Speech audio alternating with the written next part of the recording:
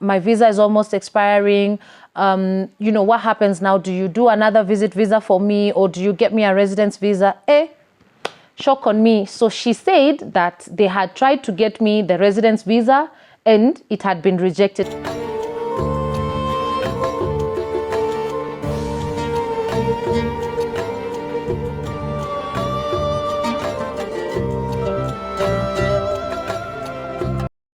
Hi, my name is Maria. Welcome to the Nuts of Life, where we'll be sharing stories from different professionals in the UAE. They'll be sharing their journeys with us from before the UAE, and they'll let us know what they're up to now. So please make sure you subscribe, like, and hit the bell button so that every time we post a new video, you'll be notified. Thank you.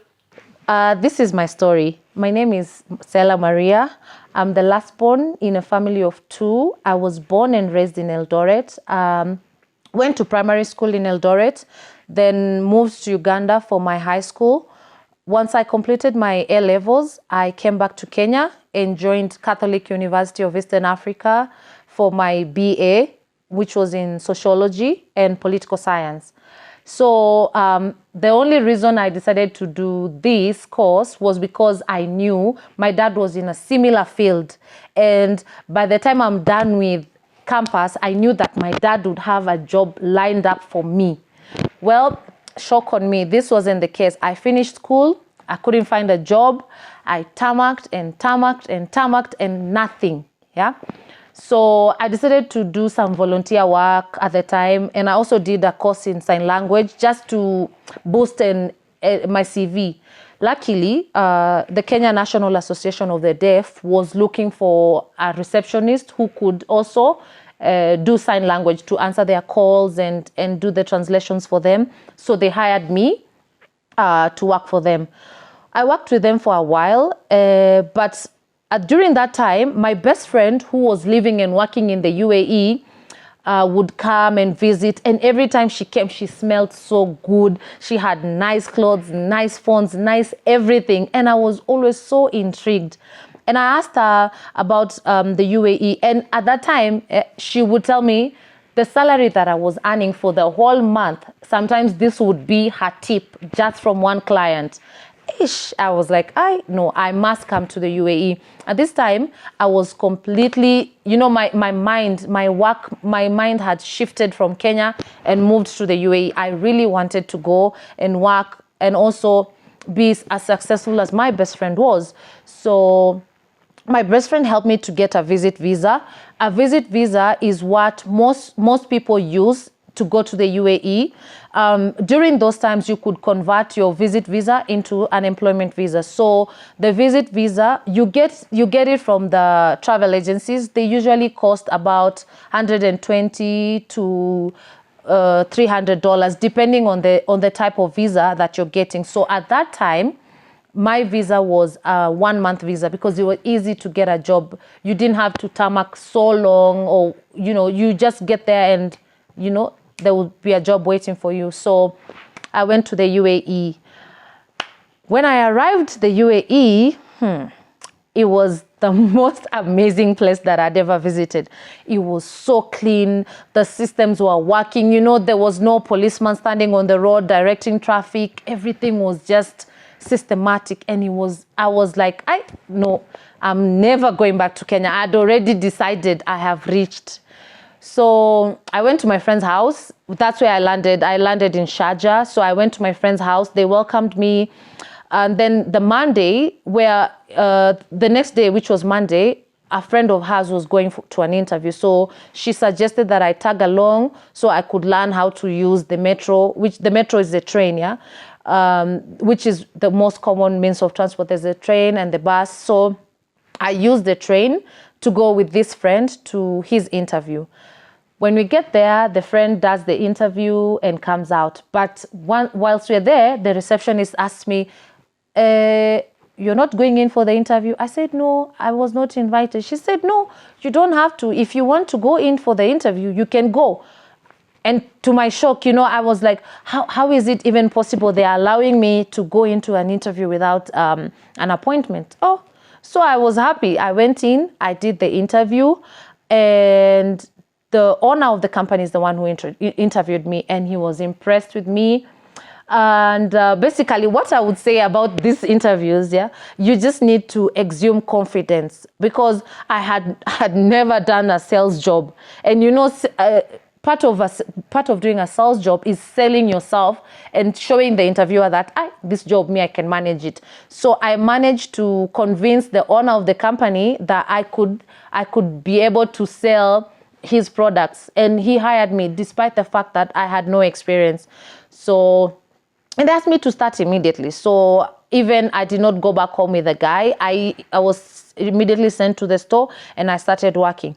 But here is where the blunder came. So the blunder which I made was I accepted to start working without signing any agreement. I had no idea that the company is supposed to get you the residence visa, which is the visa which allows you to work and live in the UAE legally, right? Vis-a-vis working with a visit visa, which is what I did. I just had the salary, job is given, I dashed in and I already started working. Well, long story short, 3 weeks ago, and remember I came on a one month visa. So 3 weeks in, I asked the HR, what's happening? My visa is almost expiring. What happens now? Do you do another visit visa for me, or do you get me a residence visa?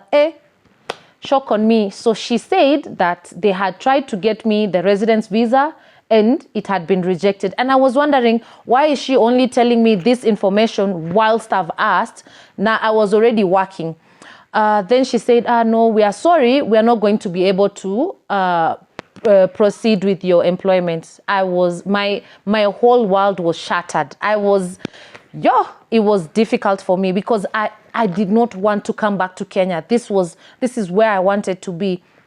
Then I found out that there was companies that do this. So they hire people who are on visit visa, then they make them work for a while, and then once their visas are expired or about to expire, then they send that lot out, then they take another lot, do the same, and repeat the cycle. So this way, they get people to work and then don't have to spend money doing their visas. Well, to be honest, they did pay me for the time that I'd worked. So I came back home. I was devastated, but I was determined to go back. Luckily, during the time that I was there as well, I had done an interview with a big hotel that was opening up in September. So this hotel had said they would reach out, but they never did. So I had lost hope. So when I got this sales job, I was like, no, it's fine. I'll just continue with this. So I come back to Kenya, heartbroken, devastated. My whole world was shattered. Then one day I'm just going through my emails, trying to see what I can do, And then I see that the hotel had sent me an offer. And in the offer, they asked me to sign the agreement. Now this is the official process. First, they send you the offer letter. You go through it. You agree to the terms of the agreement, and then you sign the offer. So they sent me the letter, and the terms were good because they were providing me with food, accommodation, and transport. And I was okay with that. And the salary, though it was lower than what I was getting for the sales job, I was factoring in the fact that now I won't have to pay for food or transport. So it balanced itself out. So I was so happy. And finally, I get to go back to my Dubai. Then I immediately signed the contract. The hotel sent me a ticket and they gave me an employment visa. So the employment visa is the visa which you get to either go into the UAE. You can travel with the employment visa, which can be now changed into a residence visa. The employment visa is also temporary. It's just the same as a visit visa. It's a 60-day visa. But now from the employment visa, you can change to the residence visa. You can also change from the visit visa to a residence visa, but you might have to exit or pay some fee to do the inside country change of status, right? So anyway, I go into the UAE. I reach the airport, VIP treatment. They had sent someone to pick me up. I got to I got to the hotel. The room was beautiful. They had set up everything for me. It was really, it was really good, really good. And I was excited to start working. So I started working at the hotel as a hostess. Yeah, that was my designation. I was working there as a hostess, and then 6 months in, I had already started looking for better opportunities because I really wanted to better myself. And I got lucky and I got an opportunity to have an interview with a corporate service provider, a company that provides corporate services. Yeah, basically they just open companies for people. They do bank accounts in different jurisdictions, right? So they interviewed me. The CEO first interviewed me and was impressed with with me, and then sent me for a second interview with the director and manager of his company. So while I went there, I also impressed them because I was able to sell myself and my skills and then they gave me the opportunity to work with them. So I've been working with the same company for the last 10 years. I've just grown with them over the last 10 years. So I would say that I owe my success and the things that I've been able to achieve to the company that I work with now. But while I was there, while I was in the hotel industry, like my dream had always been to be able to bring my parents to the UAE. I also wanted to be able to raise my children in the UAE.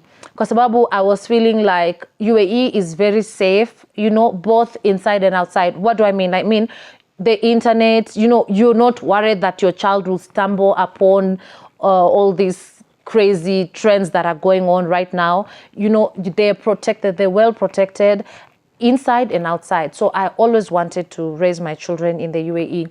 And luckily, I did have my son in the UAE, and my daughter was also born in the UAE.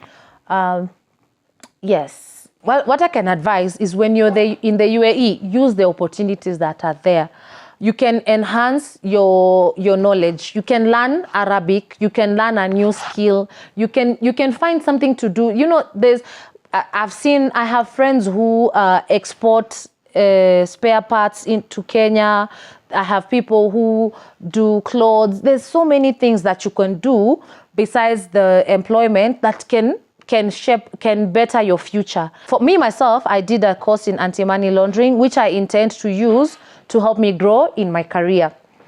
Another thing I would advise, we hear stories, people, they've sent money home, sijui, to their mother, to their brother, and the money has been eaten.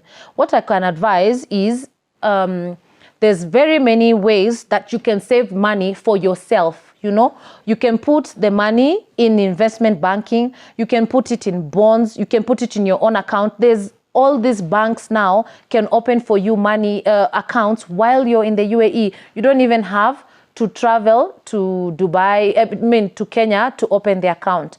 So of course, you should, if you find opportunity, you can buy yourself like a small land and build, so that when you leave you leave the UAE, you try and maintain the same lifestyle that you've had all along.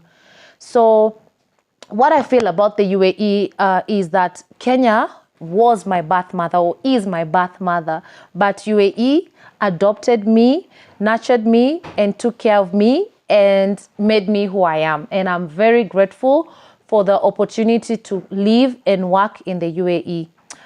Well, that's my story, and thank you guys.